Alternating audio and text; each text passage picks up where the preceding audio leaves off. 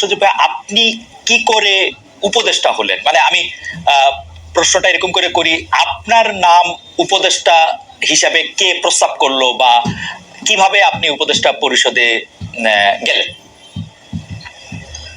5 আগস্টের পর যখন সরকার গঠন প্রক্রিয়া চলছিল 5 থেকে 8 আগস্ট এই সময়টাতে, 5 আগস্টে আমরা সবাই একটা জায়গায় তো একমত ছিলাম যে প্রধান উপদেষ্টা হবেন ডক্টর মোহাম্মদ ইউনূস, কিন্তু বাকিদের বিষয়টা ঠিক ছিল না। তবে আমাদের কিংবা তখনকার যারা সমন্বয়ক সবার একটা এক্সপেরিয়েন্স হচ্ছে, দেখা গেছে আমাদের 69-এর গণঅভ্যুত্থানে ছাত্রদের অবদান আছে, 90-এর গণঅভ্যুত্থানে ছাত্রদের গুরুত্বপূর্ণ অবদান আছে, তারা জীবন দিয়েছে। কিন্তু পরবর্তীতে দেশ গঠন প্রক্রিয়ায় বা সেটাতে ছাত্রদের অংশীদারিত্ব না থাকার কারণে দেখা গেছে যে ছাত্রদের ভাগ্যের আসলে কোনো পরিবর্তন হয় নাই। আর একটা বিষয় ছিল, সেটা হচ্ছে গণঅভ্যুত্থানের পরে আমরা যখন উপদেষ্টাদের তালিকা নিজেরাও করছিলাম, আরো বিভিন্ন জায়গা থেকে স্টেক হোল্ডারদের থেকে নিচ্ছিলাম তালিকা, তো দেখে আমাদেরও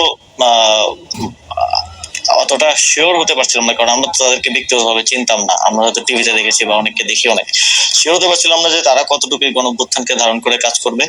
তো সেই জায়গা থেকে আমার যতদূর মনে পড়ে 6 কি 7 আগস্ট টিএসসি তে আমাদের 158 জন সমন্বয়ক সহ আরো যারা গুরুত্বপূর্ণ ভূমিকা রেখেছিল তাদেরকে নিয়ে একটা বৈঠক ছিল। তো ওই বৈঠকেই মোটামুটি সবাই প্রস্তাব করে যে আমাদের মধ্য থেকে ছাত্রদের মধ্য থেকে উপদেষ্টা পরিষদে যাওয়া উচিত। এবং সেখানে যদিও বাকি স্টেক হোল্ডারদের থেকে, যেমন তখন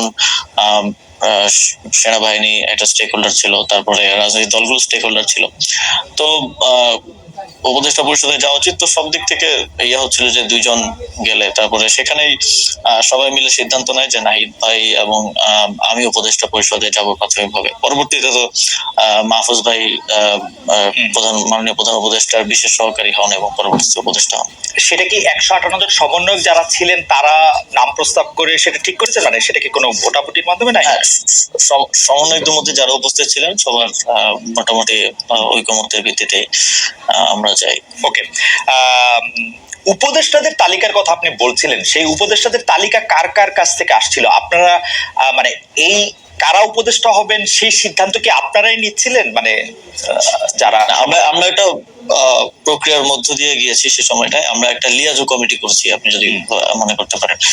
সেটার লিড দিচ্ছিলেন আমাদের বর্তমান উপদেষ্টা মাহফুজ আলম এবং আরো 4-5 জন যারা বিভিন্ন সোসাইটির বিভিন্ন সেক্টরের সাথে বিভিন্নভাবে সম্পৃক্ত ছাত্রদের মধ্য থেকেই।